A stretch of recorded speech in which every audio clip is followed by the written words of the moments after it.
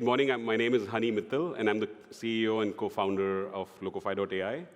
And I'm here to talk about Locofy's foundational design models today.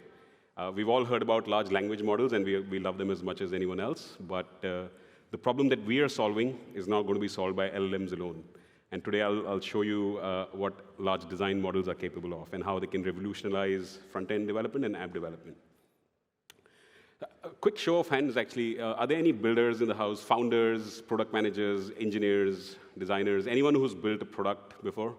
Quite a few. I saw some of you come to our booth yesterday. So I think the start of the project, this is something most of you will relate to. The start of the project, whether you're a founder and you've just made that big life decision to work on an exciting problem, or a product manager who's just spent months or quarters trying to get approval for a feature or a new product. The start of the project is the most exciting of all because you genuinely believe you can solve a big problem, and you believe you have an idea that can change the world or can have a big business impact. So start of the project starts very differently than most of the times the end of the project. But the wireframing stage is amazing because you have thoughts in your minds and you've done research, and that starts translating into a pen and paper or a simple whiteboard solution, and you start visualizing what the solution might look like. Goes to mock-ups, you bring in expert designers bring it to life even more, and you can start really feeling excited about getting that product in the hands of the users. And you want to do it as soon as possible. You've seen these designs, it looks like you have it, and you want to get it out to your users as quickly as possible. But then, as most of you I'm sure can relate, starts the iterations. You hand these designs over to your engineers. Engineers say it will be a month or 2 months or potentially more. If you're working with an agency, it could be even longer. You wait and you wait and you wait, and then at the end of the day, what you get is not. We've all been there. I don't think there's anyone who's built a product who can say, I started with something and within a month I had exactly what I wanted. And I think this always leaves product managers, founders in a dilemma on, should we now launch what we have, or should we go back and spend even more time and money? And oftentimes it could be a couple of millions of dollars, and for a startup it could be most of the money they've raised in the early days. Or for a large corporate, they've spent so much time that they often decide to kill this project. And by the end of the project, all your dreams and all the excitement is gone, right? And this happens on a regular basis. Any builder over here in the audience can, I'm sure, relate to this. And we've gone through that as well. But my co-founder and I, after building products for almost 10 years, 12 years almost together, we figured out a way to come out of this cycle and build products that started winning awards and started getting a lot of recognition. We built 3 startups before. All of them are doing really well. And then we realized that not many companies are able to solve this, and there has to be a solution forward. So this is where we thought about how can we get these mock-ups to the live product as quickly as possible, and as pixel perfect as possible. And that started, that was the sort of genesis of Locofy.ai. We started 3 years back in Singapore. And last year, we started building our design models when we realized even though there's a lot of excitement with LLMs don't solve this problem, and we have to build our own foundational models from scratch. So in a nutshell, what Locofy does is essentially takes your designs from Figma, Adobe XD, and more design tools are coming in the future. It respects your favorite public libraries, UI libraries, if you have Material and Bootstrap. It also respects your own component library if you have built your own design system. And it converts it into code in just one click. So this is not the entire app, but it's the front-end React app or the React Native app. And the idea is that we automate the front end. We let the engineers work on the more complex back-end building and logic building process, and also go faster to the market. And we've pushed this code into GitHub, and there's a bunch of things you can do. The idea is to adapt and fit into your existing workflows and your existing tools. So maybe before we talk about large design models, I want to show you a very quick demo. It's a 40 seconds, I think, video to show how Locofy looks and works. So that's the Airbnb-style mock-up. It's called localhost. Looks perfect. You want to give it to your engineers. Engineers say, give me a few months, and that never happens. So Locofy is built as a plugin within Figma. All you have to do is select your design, click, and within 20 seconds, we give you pixel-perfect, developer-friendly, production-ready, oftentimes, code. You see the code at the bottom, and this on top is not the design. It is actually the React app rendered on the code that we generated on the fly. It's pixel perfect. It's exactly as the designer wanted it, so the designer can make sure that the end product is exactly what they had in mind and what they designed without the engineer writing any code. And it respects everything an engineer would do, right? It builds interactive elements. It finds components, so it's not like repeating code. It's modular in nature. It's responsive. It names the layers properly as well and gives you the foundation to save you months of time. And like any AI, it's not going to be perfect. But rather than spending months, you spend a day or two fixing or fine-tuning your code. And the more you do it, the better our AI becomes as well. The goal for us was very simple, to bring the joy back into developing products. And in the last decade, I think only tech companies were able to hire engineers. And in the last, I think, 4 to 5 years, it's become clear that there are just not enough engineers in the world, and universities will not produce engineers at a fast pace. And non-tech companies are now also getting into tech, and everyone wants to be a tech company. So how do we get the 60-odd million engineers in the world to solve all of the world's problems? And we believe that this can help to a large extent and bring the joy back in developing products. So a question we got asked a lot in the early days, and especially in the last 12 months, and yesterday at the booth, is why not use LLMs? Why not just put this design into ChatGPT or another LLM model and get the code? Because there's enough videos out there that claim that you can build apps on LLM, and you can. Certain apps you can, but not very design-heavy apps.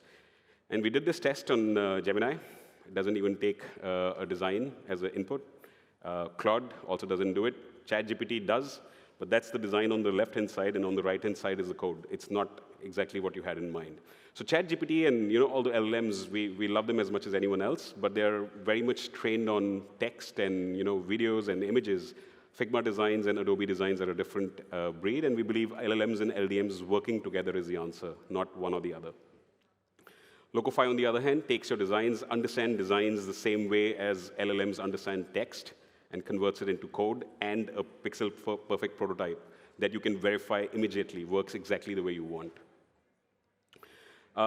So we believe that large language models are obviously trained on billions and trillions of text, books, research papers, posts, and LinkedIn, and all kinds of YouTube and audio content. But text is not the only way humans communicate, right? Like, we've been communicating with the designs and shapes and vectors for even longer, actually, for thousands of years. And today that translates into our websites and the things we interact with on a daily basis and apps. We just basically made sure that we understand the design of a designer and front-end engineer, and we train our models to understand designs the same way a designer or a front-end engineer or an app engineer would. So in a quick nutshell, how that one-click technology works and how our models work, it starts from the design. We take the Figma design. We essentially convert it into what we call as embeddings. So we take everything from text, image, node metadata.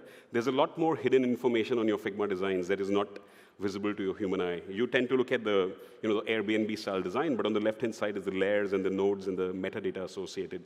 That tells us a lot more than just the image or the text itself. So we convert it into a large file, which we call as embeddings, and that becomes the bedrock of doing these 5 or 6 steps that we believe are needed to get you pixel-perfect code. First step is Design Optimizer. The design on the middle looks perfect, but oftentimes the designs are not structured properly. There are unnecessary frames, unnecessary groups. The groups are done wrong, and garbage in and garbage out means that your design, while to the human eye it looks file, but when converted into code, will just not translate into any human-readable code. So we go in and we essentially remove the unnecessary frames. We group things properly. We apply the best practices like Figma auto layout, constraints, padding, and then we make it ready for the next step, which is tagging. Tagging is a concept we introduced to go and scan your designs and find buttons, inputs, drop-downs, all the basic HTML tags, but also custom tags that appear everywhere from different libraries. So the way it works is we scan your design, we pass it a bunch of information, and we identify the logos, the text, date time pickers. And if you look at it in the very first row itself, there are 5 rectangles with an icon and text. But one of them is an autocomplete. 2 of them are date time pickers. 1 of them is a button, and the other one is just a text box. So they all essentially look the same, but they all behave differently. So we've trained our AI to understand the difference between them and to give you semantically correct code for that. Next is code components, because essentially, if you look at it, these are repeating elements. If we don't make a component out of it, it'll be 1,600 lines of code. We want to write 100 lines of code and reuse it 16 times. But then we also have to find out information like images, the hotel name, the price, the star rating, which is dynamic, which will be coming most likely from an API, so we convert that into props. And this way, enterprises and engineers can work with optimal code itself and can collaborate easily. Last but not the least, one of the biggest and the toughest to solve for is responsiveness. You design a beautiful website for your desktop experience, but then on mobile, it looks terrible. We've been working with this for 10, 15 years, and still till date, the best of the best front-end engineers often struggle to make a website responsive.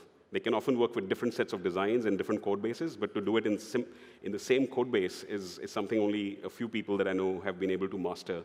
And it's not easy for any AI to also figure out because it's subjective. There's no real answer for how responsiveness should work. In some cases, a header on the top becomes a drop-down. In some cases, it becomes a slider. In some cases, the 16 images that you saw become a carousel. In some cases, they stack on top of each other.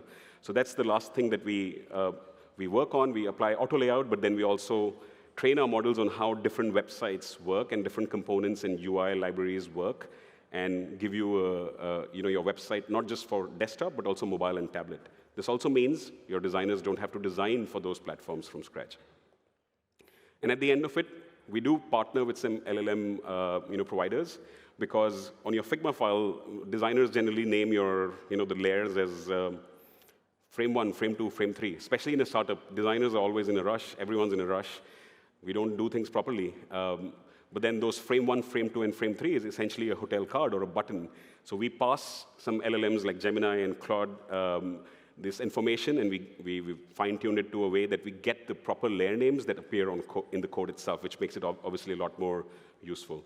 So at the end, in 20 seconds, all of this happens, and we give you the code and the preview, which is essentially your React app. You can take this code and add your logic to it. You can push it to GitHub and do CI/CD, and you can pull it into your VS Code through our extension as well.